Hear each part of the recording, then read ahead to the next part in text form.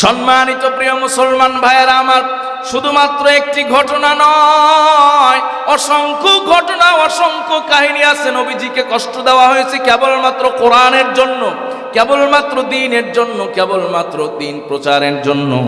এমনকি সর্বশেষ যখন নবীজির সঙ্গে পারে না, নবীজির সঙ্গে কোনো ক্রমেই পেরে উঠছে না, সর্বশেষ আমার রাসূলকে দুনিয়া থেকে বিদায় করার পরিকল্পনা করে। নবী করিম সাল্লাল্লাহু আলাইহি ওয়াসাল্লামের ব্যাপারে তৃতীয় নাম্বার পরামর্শ দিল যে নবীজিকে হত্যা করা হবে, মুহাম্মদ সাল্লাল্লাহু আলাইহি ওয়াসাল্লামকে দুনিয়া থেকে বিদায় করে দাও। এখন পরামর্শ হলো এটাই সুন্দর পরামর্শ, কিভাবে বিদায় করে দেওয়া হবে, নবীজির হত্যাকাণ্ডের জন্য কি পরিকল্পনা। বলল, মক্কায় যতগুলো গোত্র আছে সব গোত্র থেকে এক একজন করে যুবককে নিয়ে নাও, যেন কোনো গোত্র এখানে নিষ্পাপ সাজার চেষ্টা না করে, নিরপরাধ সাজার চেষ্টা না করে। 11 জন থেকে 12 জন যুবককে ঠিক করা হলো, এরা নবীজিকে হত্যা করবেন, নবীজিকে দুনিয়া থেকে বিদায় করে দিবেন। পবিত্র কোরআনুল কারীমে আল্লাহ পাক রব্বুল আলামিন বলেছেন, ওয়ায়ামকুরুনা ওয়ায়ামকুরুল্লাহু ওয়াল্লাহু খায়রুল মাকিরিন।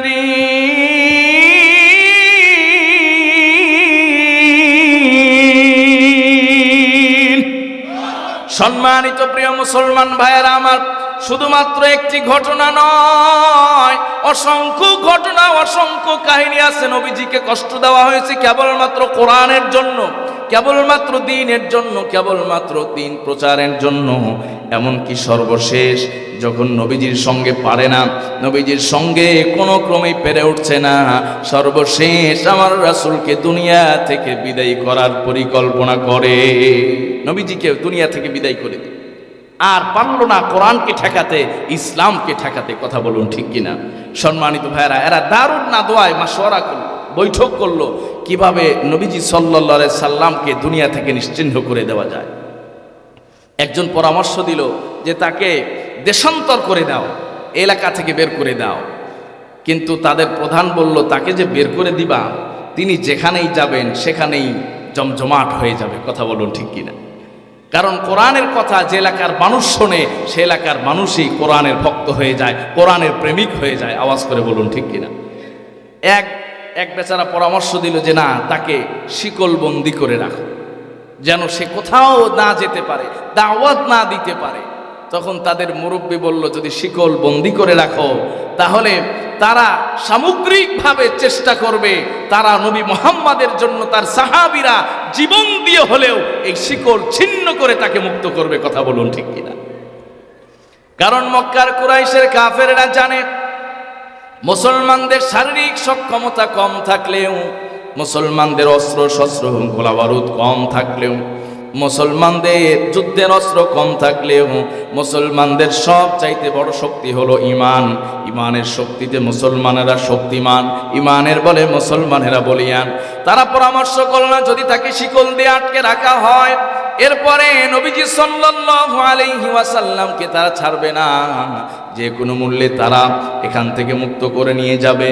এই জন্যই আজ থেকে 1450 বছর আগের ঘটনা এখনো পর্যন্ত পৃথিবীর আনাচে কানাচে কোথাও যদি নবীকে নিয়ে কেউ ব্যঙ্গ করে, মুসলমানেরা রাজপথে জীবন দিতে প্রস্তুত হয়ে যায়। ঠিক কিনা? নবী করিম সাল্লাল্লাহু আলাইহি ওয়াসাল্লামের ব্যাপারে তৃতীয় নাম্বার পরামর্শ দিল যে নবীজিকে হত্যা করা হবে, মুহাম্মদ সাল্লাল্লাহু আলাইহি ওয়াসাল্লামকে দুনিয়া থেকে বিদায় করে দাও। এখন পরামর্শ হলো এটাই সুন্দর পরামর্শ, কিভাবে বিদায় করে দেওয়া হবে, নবীজির হত্যাকাণ্ডের জন্য কি পরিকল্পনা। বলল, মক্কায় যতগুলো গোত্র আছে সব গোত্র থেকে এক একজন করে যুবককে নিয়ে নাও, যেন কোনো গোত্র এখানে নিষ্পাপ সাজার চেষ্টা না করে, নিরপরাধ সাজার চেষ্টা না করে। 11 জন থেকে 12 জন যুবককে ঠিক করা হলো, এরা নবীজিকে হত্যা করবেন, নবীজিকে দুনিয়া থেকে বিদায় করে দিবেন। পবিত্র কোরআনুল কারীমে আল্লাহ পাক রব্বুল আলামিন বলেছেন, ওয়ায়ামকুরুনা ওয়ায়ামকুরুল্লাহু ওয়াল্লাহু খায়রুল মাকিরিন।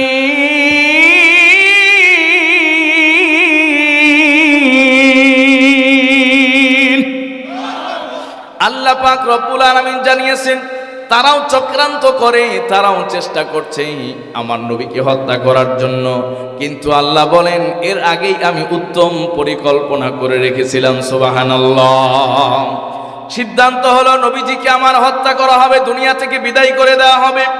আল্লাহ পাক রব্বুল আলামিন পবিত্র কোরআনুল কারীমে জানিয়েছেন ওয়া ইদ ইয়ামকুরু বিকাল্লাযীনা কাফারু লিইউসবিতুকা আও ইয়াকতুলুকা আও ইউখরিজুক। আল্লাহ পাক রব্বুল আলামিন জানিয়েছেন আল্লাহর পয়গম্বর তারা যখন আপনাকে হত্যা করার পরিকল্পনা করে, আবার বন্দী করার পরিকল্পনা করে, আপনি এই সব পরিকল্পনার ঊর্ধ্বে আমি আল্লাহ আপনাকে আমি আল্লাহ আপনাকে সুন্দরভাবে মক্কার জমিন থেকে বের করে নেওয়ার জন্য উত্তম পরিকল্পনা করে রাখলাম। সুবহানাল্লাহ। তারা নবীজিকে হত্যার পরিকল্পনা, কি কৌশল যে সব গোত্র থেকে একজন করে যুবক নিবে, যেন কোনো গোত্র এখানে নির্দোষ না হতে পারে। যখন সামগ্রিকভাবে সংঘবদ্ধভাবে হত্যাকাণ্ডে অংশগ্রহণ করা হবে, তাহলে নবীজির আত্মীয় স্বজনও প্রতিশোধ নিতে পারবে। কি কৌশল! নবী করিম সাল্লাল্লাহু আলাইহি ওয়াসাল্লামকে হত্যা করা হবে, এক রাত্রি নির্ধারণ করা হলো। আল্লাহ পাক রব্বুল আলামিন জানিয়ে দিলেন নবী এই রাত্রিতে আপনি মক্কা ছেড়ে হিজরত করে মদিনায় চলে যাবেন। সুবহানাল্লাহ। আল্লাহ পাক রব্বুল আলামিন পবিত্র কোরআনুল কারীমে জানিয়েছেন ওয়া জাআলনা মিন বাইনি আইদিহিম সাদ্দান ওয়া মিন খালফিহিম সাদ্দান ফাআগশাইনাহুম ফাহুম লা ইউবসিরুন। আল্লাহু আকবার। আল্লাহ পাক রব্বুল আলামিন নবীজিকে জানিয়ে দিলেন হিজরত করতে হবে, আর মক্কায় থাকা যাবে না, হিজরত করে মদিনায় চলে যেতে হবে। নবীজি আমার হিজরতের ইরাদা করলেন, হিজরতের ইচ্ছা পোষণ করলেন। ওই সময় রাত্রিবেলায় নবীজির কাছে অনেক আমানত ছিল, অনেক মানুষের আমানত। কি আশ্চর্য ব্যাপার!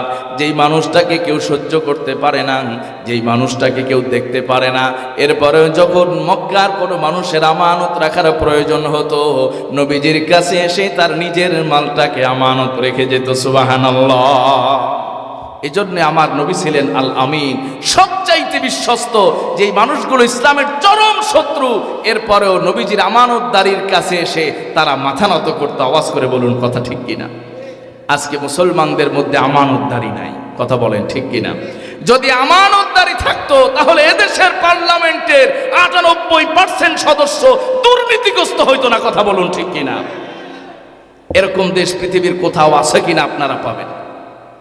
এরকম দেশ পৃথিবীর কোথাও আছে কিনা আপনারা পাবেন না, যে দেশের পার্লামেন্ট সদস্যদের 90%-এর উপরে দুর্নীতিগ্রস্ত। কথা বলুন ঠিক কিনা? আমানতদারি নাই। মুসলমানদের আজকে যদি আমানতদারি থাকতো, আজকে আমাদের দেশের এই করুণ পরিণতি হতো না, কথা বলুন ঠিক কিনা? আজকে আপনি সাধু থেকে দুষ্ট সব জায়গায় আপনি খোঁজ নেন, আমানতদারির অভাব সবচাইতে বড়, আমানতদারির অভাব সবচাইতে বেশি। আমাদের মধ্যে আমানতদারি নাই। আমরা একজনের মাল আত্মসাৎ করতে কুণ্ঠাবোধ করি না, একজনের ইজ্জত লুণ্ঠন করতে কুণ্ঠাবোধ করি না, একজনের গীবত করতে, তার দুর্নাম করতে আমরা কুণ্ঠাবোধ করি না। এই একজন আরেকজনের জান মাল ইজ্জত আবরু হরণ করতে আমরা কুণ্ঠাবোধ করি না, কথা বলুন ঠিক কিনা? অথচ একজন মুসলমানের কাছে অপর মুসলমানের সবকিছুই হলো আমানত। নবী করিম সাল্লাল্লাহু আলাইহি ওয়াসাল্লামের কাছে আমানত রাখা হয়েছে। নবীজি হিজরত করে চলে যাবেন, মক্কা থেকে বিদায় নেবেন, কিন্তু আমানতগুলো পৌঁছাতে হবে। এই জন্য হযরতে আলীকে ঠিক করলেন, আলী এ রাত্রিবেলায় আমার খাটে তুমি ঘুমিয়ে থাকবা, সকালবেলায় সব আমানতগুলো তুমি জায়গায় জায়গায় পৌঁছায়া দিবা। নবীজি সাল্লাল্লাহু আলাইহি ওয়াসাল্লাম হিজরতের প্রস্তুতি নিচ্ছেন। নবীজি সাল্লাল্লাহু আলাইহি ওয়াসাল্লাম রাত্রিবেলায় যখনই হিজরতের প্রস্তুতি নিচ্ছেন, মক্কার কুরাইশদের কাফেররা তাগড়া যুবকগুলো পাঠায়া দিছে নবীজির ঘরের চতুর্দিকে ঘেরাও করে রাখবা, নবীজি যখনই বের হবে সঙ্গে সঙ্গে হত্যা করে ফেলবা। এইভাবেই তারা অপেক্ষা করতেছে। রাত্রি গভীর হয়ে গেল, রাত্রি 12টা পার হয়ে গেল। আল্লাহ পাক রব্বুল আলামিন আদেশ করলেন, নবী আর দেরি করা যাবে না, এই মুহূর্তেই বের হয়ে যেতে হবে। আল্লাহ পাক রব্বুল আলামিন নবীজিকে যখনই অর্ডার করলেন, নবীজি আমার আস্তে করে দরওয়াজা খুলে বের হয়ে গেলেন। দরওয়াজা খুলে বের হয়ে দরওয়াজার সামনে গেলেন। পবিত্র কোরআনুল কারীম সূরা ইয়াসিন আল্লাহ পাক রব্বুল আলামিনের হাবিব তেলাওয়াত করা আরম্ভ করলেন। ওয়াজআলনা মিন বাইনি আইদিহিম সাদ্দান ওয়া মিন খালফিহিম সাদ্দান ফাআগশাইনাহুম ফাহুম লা ইউবসিরুন। আল্লাহু আকবার। নবীজি আমার তেলাওয়াত করলেন, সামান্য এক মুষ্টি বালু হাতে নিলেন। এই বালু হাতে নেওয়ার পরে আয়াতটা পড়ে ফুৎকার দিয়ে একবার একটু সামান্য ফু দিয়ে ওই যুবকদের সামনে যখন ছুঁড়ে মারলেন, এই বালিগুলো প্রত্যেকটা যুবকের চোখের মধ্যে যিনি পৌঁছে দিয়েছেন তিনি কে? আর একটু আওয়াজ করে তিনি কে? আল্লাহ পাক রব্বুল আলামিন বালুগুলো চোখে পৌঁছায়া দিলেন। ওই তারা যুবকগুলো চোখ ঘষতে থাকে আর চোখ ডলতে থাকে। মাঝখান দিয়ে নবীজি আমার বের হয়ে চলে গেলেন। লম্বা সময় পার হয়ে গেল, রাত্রি এখন শেষ হয়ে যাবে। কি অবাক করা ব্যাপার, কাফেরদের এতগুলো যুবক ব্যর্থ হয়ে গেল। আল্লাহ পাক রব্বুল আলামিন বলেন, ওয়াল্লাহু খায়রুল মাকিরিন।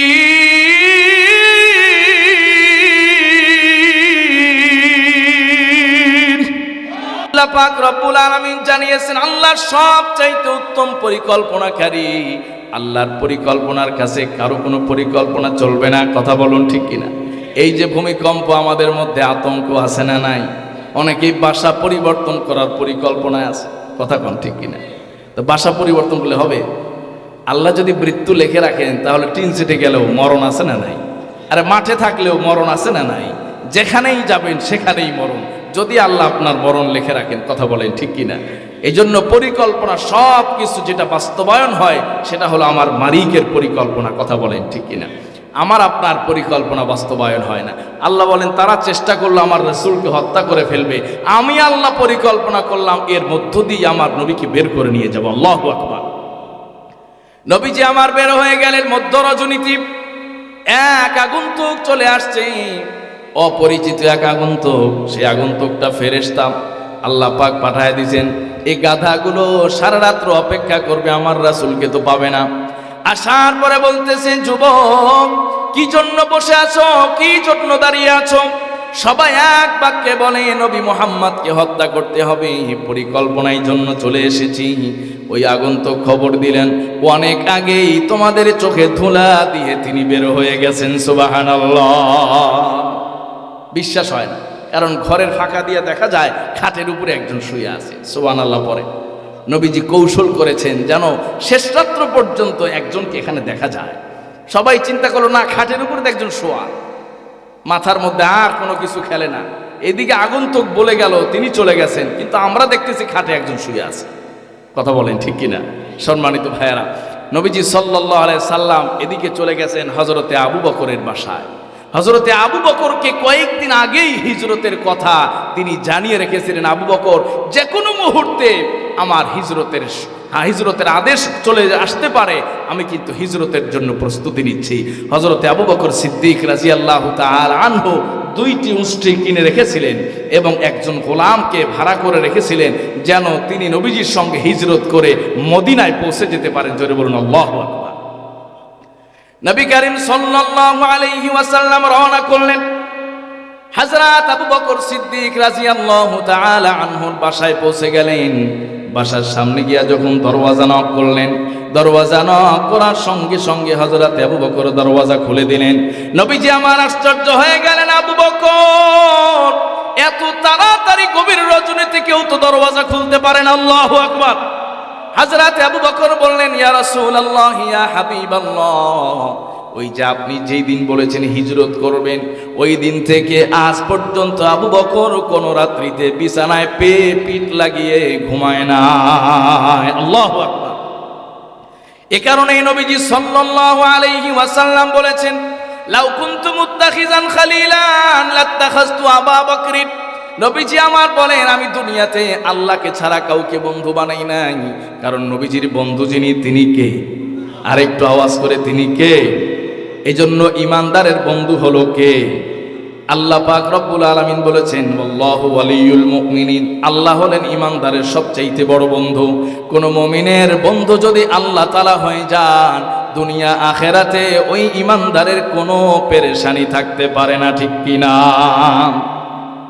নবীজি আমার আবু বকর সম্পর্কে বলেছেন, লাউ কুনতু মুত্তাখিজান খালিলান লাত্তাখাযতু আবু বকরিন, আমি দুনিয়ার জমিনে কাউকে বন্ধু বানাই নাই, যদি আমি কাউকে একবার বন্ধু বানাইতাম সেই বন্ধু হইতো হযরতে আবু বকর। নবীজি আরো বলেছেন, মা নাফানি মালু আহাদিন মা নাফানি মালু আবি বকরিন, আবু বকরের অর্থ সম্পদ এই ইসলামের জন্য যত বেশি কাজে এসেছে, আমার কল্যাণে এসেছে, আর পৃথিবীর কারো সম্পদ ইসলামের জন্য এত কল্যাণে আসে নাই। সুবহানাল্লাহ। নবীজি আবু বকরের বাসায় পৌঁছে গেছেন। আবু বকর এত তাড়াতাড়ি কিভাবে দরজা খুললা? বলেন, ইয়া রাসূলুল্লাহ, দরজায় পিঠ লাগায় ঘুমাইতাম, যেন আমার রাসূল আসবেন, আসলে দরজা নক করতে দেরি হবে, আমার যেন খুলতে দেরি না হয়। আল্লাহু আকবার। এই ছিল আশিকে রাসূল হযরতে আবু বকর সিদ্দিক রাদিয়াল্লাহু তাআলা। নবীজি আমার আবু বকরকে নিয়ে রওনা করলেন। আবু বকর, হিজরতের আদেশ চলে এসেছে, আমি রওনা করেছি। হযরত আবু বকর সিদ্দিক রাদিয়াল্লাহু তাআলা আনহু বললেন, ইয়া রাসূলুল্লাহ, আমি তো আগেই প্রস্তুতি রেখেছি, আমি আগেই প্রস্তুতি গ্রহণ করে রেখেছি। হযরতে আবু বকর নবীজির সঙ্গে রওনা করলেন। দুইজনেই একত্রিত হয়ে গভীর রজনীতে রওনা করলেন। কিতাবের মধ্যে এসেছে, নবীজি আমার পাটাকে উঁচু করে দিয়ে হাঁটতেন যেন পায়ের ছাপ না পড়ে, কারণ মক্কার কুরাইশের কাফেররা এত বেশি বুদ্ধিমান, পায়ের ছাপ দেখে পর্যন্ত তারা মানুষ নির্ণয় করতে পারেন। এইভাবে রওনা করে চলে গেলেন। শেষ রাত্রি অবধি গারে সাউর পর্বতে চলে গেলেন। যারা হজ করেছেন, যারা উমরায় গিয়েছেন, গারে সাউর পর্বত দেখেছেন, ওই সাউর পর্বতের মধ্যে চলে গেলেন। যাওয়ার পরে হযরতে আবু বকরকে বললেন, আবু বকর, দেখো গারে সাউরের কি অবস্থা। অনেক জঙ্গল ছিল, ময়লা ছিল, পরিষ্কার করলেন। অনেকগুলো ছিদ্র ছিল, সেগুলোকে বন্ধ করলেন। কাপড় কম হওয়ার কারণে 2টা ছিদ্র এখনো পর্যন্ত বন্ধ করতে পারে নাই। নবীজি সাল্লাল্লাহু আলাইহি সাল্লাম গভীর রজনীতে হযরতে আবু বকর, সেই গভীর রজনীতে গারে সাউরের ছোট্ট গুহার মধ্যে 2জন মানুষ, নির্জন একদম নির্জন, গভীর রজনীতে নির্জন একটা পাহাড়ের গুহার মধ্যে অবস্থান করতেছেন। ওই জায়গায় কেউ নাই, তাদের 2জন ছাড়া আর দুনিয়ার কোনো মানুষ নাই। নবীজি সাল্লাল্লাহু আলাইহি সাল্লাম বড্ড ক্লান্ত হয়ে গেছেন। হযরতে আবু বকরকে বলেন, আবু বকর, আমি একটু বিশ্রাম করা প্রয়োজন। আবু বকর বললেন, ইয়া রাসূলুল্লাহ, ইয়া হাবিবাল্লাহ, এই যে আমার রানটা প্রস্তুত আছে, আমার রানের উপরে মাথা দিয়ে আপনি বিশ্রাম করতে পারেন। সুবহানাল্লাহ। নবীজি বিশ্রামে চলে গেছেন। হযরতে আবু বকর 2টি গর্ত এখনো বন্ধ করতে পারেন নাই, আরেক রান দিয়া 2টি গর্তকে চেপে রেখেছেন। বিষধর সাপ হযরতে আবু বকর সিদ্দিক রাদিয়াল্লাহু তাআলা আনহুর উরুর মধ্যে কামড় দিয়েছে। বিষ এত বেশি আর সহ্য করতে পারছেন না। এদিকে নবীজি ক্লান্ত, যদি নবীজিকে ডাক দেন তাহলে নবীজির কষ্ট হবে। জোরে বলেন সুবহানাল্লাহ। কি মহব্বত করতেন আমার রাসূলকে হযরতে আবু বকর। এজন্যই তো আবু বকর নবীজির দুনিয়াতেও সাথী, নবীজির জান্নাতেও সাথী। কথা বলুন ঠিক কিনা? যারা দুনিয়াতে আমার রাসূলকে মহব্বত করবে, ভালোবাসবে, রাসূলের আদর্শ মানবে, তারাও রাসূলের সঙ্গে জান্নাতের সঙ্গী হয়ে যাবে। কথা বলুন ঠিক কিনা? নবীজি শুয়ে আছেন, ঘুমাচ্ছেন, বিশ্রাম করতেছেন। আবু বকর চিন্তা করলেন, এখন যদি আমি নড়াচড়া করি, উঠে পড়ি, নবীজির কষ্ট হবে, ঘুমে ব্যাঘাত ঘটবে। কিন্তু বিষে কাতর হয়ে চক্ষু দিয়ে দরদর করে পানি পড়তেছে। নবীজির চেহারা মোবারকে যখন পানি পড়েছে, নবীজির ঘুম ভেঙে গেল। আবু বকর, তুমি কান্না করছো কেন? বললেন, ইয়া রাসূলুল্লাহ, এই যে এই ছোট্ট গুহার এই আপনার গর্ত থেকে সাপ কামড় দিয়েছে, হয়তো বিষের কারণে আমার চক্ষু দিয়ে পানি বের হয়ে গেছে। নবীজি সাল্লাল্লাহু আলাইহি সাল্লাম বললেন, আবু বকর, ওই জায়গাটা এগিয়ে দাও। একটু লালা নিয়ে সেই জায়গায় লাগিয়ে দিলেন, সঙ্গে সঙ্গে আবু বকরের ব্যথা দূর হয়ে গেল। সুবহানাল্লাহ। কিতাবের মধ্যে লেখা হয়, নবীজির সাথে আবু বকরের এত বেশি মহব্বত ছিল, 2জনের মৃত্যু বিষক্রিয়ায় হয়েছিল। আওয়াজ করে বলেন সুবহানাল্লাহ। নবীজিকে এক ইহুদি নারী খাবার খাওয়িয়েছিল, সেই খাবারের মধ্যে বিষ দিয়েছিল। আপনারা অনেকে ঘটনা জানেন। নবীজি মৃত্যুর আগে ওই বিষের ক্রিয়ায় তিনি দুনিয়া থেকে বিদায় নিয়েছেন। ঠিক আবু বকরও এই সাপের বিচ্ছুর বিষক্রিয়ায় মৃত্যুর আগে যন্ত্রণায় ছটফট করতে করতে দুনিয়া থেকে বিদায় নিয়েছেন। সুবহানাল্লাহ। নবীজির বয়স 63 বছর, আবু বকরের বয়স 63 বছর। এই দিক দিয়ে হাজারো মিল নবীজির সঙ্গে আবু বকরের আওয়াজ করে পড়েন সুবহানাল্লাহ।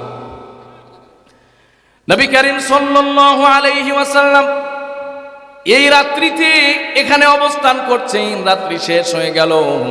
রাত্রি শেষ হয়ে যাওয়ার পরে মক্কার কুরাইশের কাফেররা যুবকগুলো যখন হতভাগ হয়ে গেল, সেই জায়গায় আমার রাসূলকে পায় নাই, পেয়েছে হযরতে আলীকে।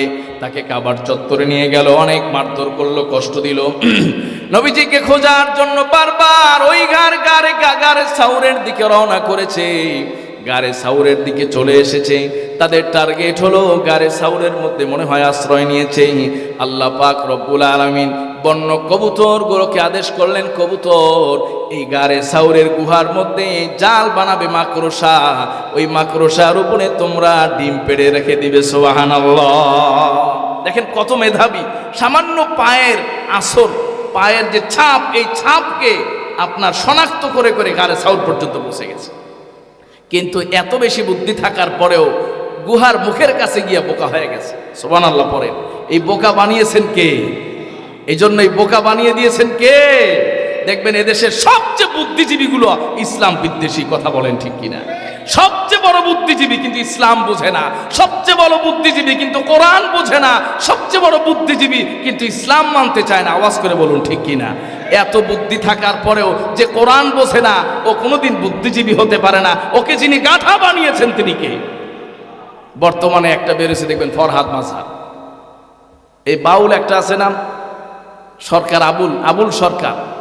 সে আল্লাহর কোরআন নিয়ে ব্যঙ্গ করেছে। কথা বলুন ঠিক কিনা? ছোট্ট একটা করে বলি যে সে বলেছে, কুল আউযু বিরাব্বিন নাস, মালিকিন নাস, ইলাহিন নাস, মিন শাররিল ওয়াসওয়াসিল খান্নাস, আল্লাযী ইউওয়াসওয়িসু ফি সুদুরিন নাস মিনাল জিন্নাতি ওয়ান নাস। এই এতগুলো নাস, এই নাসের মানে নাকি আল্লাহ নাচতে বলেছেন? জোরে বলেন নাউজুবিল্লাহ।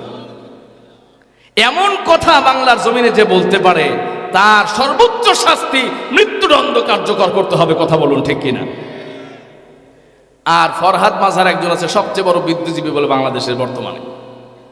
সে বলছে এটা তার বাক স্বাধীনতা, সে এই কথা বলতে পারে, তার বাক স্বাধীনতা, সে তার জবান আছে, সে যা ইচ্ছা বলতে পারে। আমরা বলি তার যদি বাক স্বাধীনতা হয়, আমার আল্লাহর কোরআন নিয়ে ব্যঙ্গ করা, আল্লাহর ইজ্জত নিয়ে ছিনিমিনি খেলা, আল্লাহর সম্পর্কে কটূক্তি করা, এদেশের তাওহীদি জনতার হাত স্বাধীনতা হলো ওর গর্দান উড়াইয়া দেওয়া। কথা বলেন ঠিক কিনা? সম্মানিত ভাইয়েরা আমার, দেখবেন এই যে বড় বুদ্ধিজীবী কিন্তু কোরআন বুঝে না, ইসলাম বুঝে না, কোরআন মানে না, আল্লাহকে চিনে না, আল্লাহর রাসূলকে চিনে না। কথা বলুন ঠিক কিনা? এই জন্য মক্কার কুরাইশের কাফেরেরা বড় বুদ্ধিজীবী ছিল, বুদ্ধি ব্রেন মেধা খাটিয়ে গারে সাউর পর্যন্ত চলে গেছে। এরপর আল্লাহ গাধা বানিয়ে দিয়েছেন। চতুর্দিকে ঘুরে হযরতে আবু বকর চিন্তায় পড়ে গেছেন, এই না জানি নবীজিকে দেখে ফেলেন, দেখলেই তো এখানেই শেষ। হযরতে আবু বকর চিন্তায় পড়ে গেলেন। আল্লাহ পাক কোরআনে আয়াত নাজিল করেছেন, লা তাহজান ইন্নাল্লাহা মাআনা। আবু বকর চিন্তার কোনো কারণ নাই। এই গারে সাউরে দুইজন নয়, এই গারে সাউরে আছে তিনজন। তুমি আবু বকর, নবীজি মুহাম্মদ সাল্লাল্লাহু আলাইহি সাল্লাম, এরপরে যিনি আছেন তিনি কে? আল্লাহ জানিয়েছেন, লা তাহজান ইন্নাল্লাহা মাআনা। ভয় পেও না, নিশ্চয় আল্লাহ তোমাদের সঙ্গে আছেন। সুবহানাল্লাহ। নবীজি আমার আবু বকরকে সান্ত্বনা দিলেন, আবু বকর আর টেনশনের কোনো কারণ নাই, আল্লাহর ঘোষণা এসে গেছে। আল্লাহ পাক রব্বুল আলামিন ঘোষণা করেছেন, এখানে আমি আর তুমি একা নয়, আমাদের সঙ্গে যিনি আছেন তিনি কে?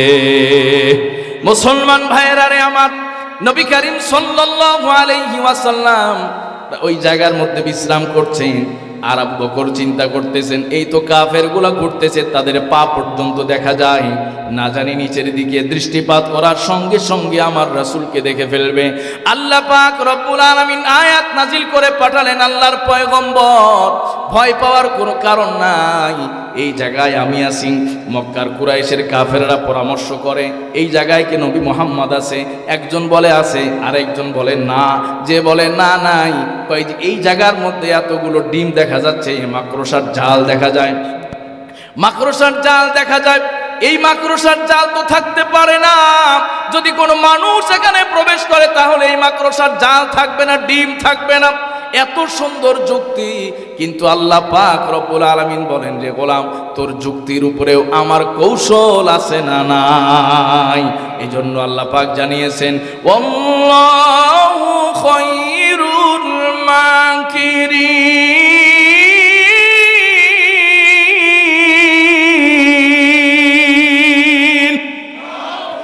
নবী করিম সাল্লাল্লাহু আলাইহি ওয়াসাল্লাম আবু বকরকে বললেন, আবু বকর, আর চিন্তার কোনো কারণ নাই। ওরা অনেকক্ষণ পর্যন্ত ওই গুহার মুখ থেকে ঘুরে ঘুরে আবার চলে গেল। নবীজি সাল্লাল্লাহু আলাইহি ওয়াসাল্লামকে আল্লাহ পাক রব্বুল আলামিন হেফাজত করলেন। লম্বা ঘটনা, মদিনা পর্যন্ত পৌঁছায় দিলেন। মুসলমান ভাইয়েরা রে আমার, আমি বলছিলাম এই কোরআনটা এত সহজে আমাদের কাছে আসে নাই। এই কোরআনের জন্য স্বয়ং নবীজি সাল্লাল্লাহু আলাইহি ওয়াসাল্লাম নিজের দান মুবারক শহীদ করেছেন। তায়েফের ময়দানে নিজের রক্ত ঝরিয়েছেন। অসংখ্য সাহাবায়ে কেরাম জীবন দিয়েছেন।